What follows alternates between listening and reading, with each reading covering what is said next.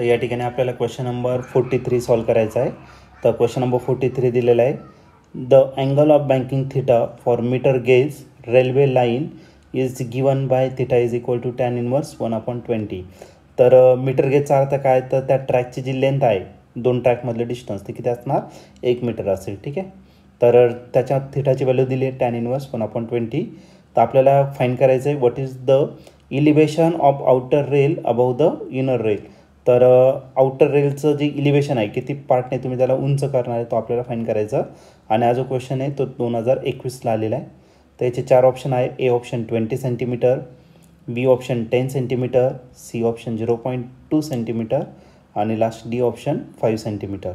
चला तर बघूया या क्वेश्चनचा आन्सर काय असेल।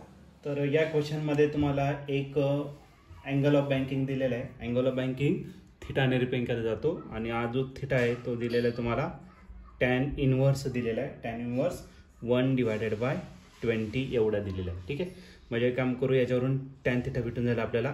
टॅन इनवर्स इकडं टॅन करा, tan theta is equal to 1/20 इतकं दिलेलं आहे। त्यानंतर फॉर मीटर गेज दिलेलं आहे। मीटर गेज म्हणजे काय, त्याची जी लेंथ असणार आहे त्या ट्रॅकची ती किती असणार, तर 1 मीटर एवढी त्याची लेंथ असेल। ठीक आहे, तर आपल्याला यल दिलेला आहे आणि यल जो आहे तो किती मीटर गेज आहे, म्हणून त्याची लेंथ 1 मीटर एवढी कन्सिडर करा।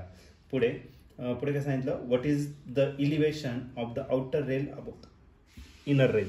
तर किती हाईटने त्याला आपल्याला इलिव्हेट करायचं, म्हणजे आपल्याला काय फाइंड करायचं, एच या ठिकाणी आपल्याला फाइंड करायचं।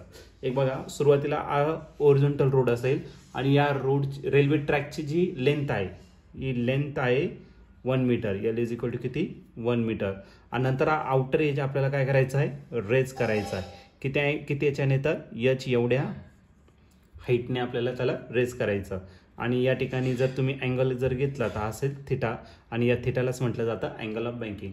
तर हा जो आहे हा राईट अँगल ट्रायंगल दिसतोय आणि आपल्याला जो दिलेला आहे तो काय यूज केलायचा आहे, टॅन थिटा। आणि टॅन थिटाचा फॉर्म्युला काय आहे, अपोजिट अपॉन ॲडजसंट। अपोजिट काय एच आणि ॲडजसंट जो असेल तो काय असेल तर यल। आता टॅन थिटाची व्हॅल्यू आपण फाइंड केलेली ते आहे 1/20।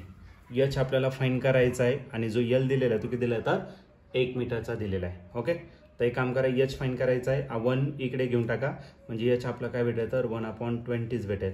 आता 1/20 1ला डिवाइड करताना 0 वरती 10 झाला, परत 0, आता झाला 125 जा, पण हा कशामध्ये आला, तर मीटरमध्ये। आणि आता आपल्याला जे ऑप्शन दिलेले ते सर्व कशामध्ये दिलेले, तर सेंटीमीटरमध्ये दिलेले आहे। मग याला सेंटीमीटरमध्ये जर करायचं असेल, मीटरचं कन्वर्जन सेंटीमीटर, तर याला 100ने काय करा, multiply, metre get convert into centimetre. म्हणून आपला जो एच असणार, तर याला जर मल्टिप्लाय केलं तर तो भेटेल आपला 5 सेंटीमीटर। मग आपलं जी हाईट आहे ती किती सेंटीमीटरने आपल्याला रेज करायचं, तर 5 सेंटीमीटरने आपल्याला रेज करायचं आहे।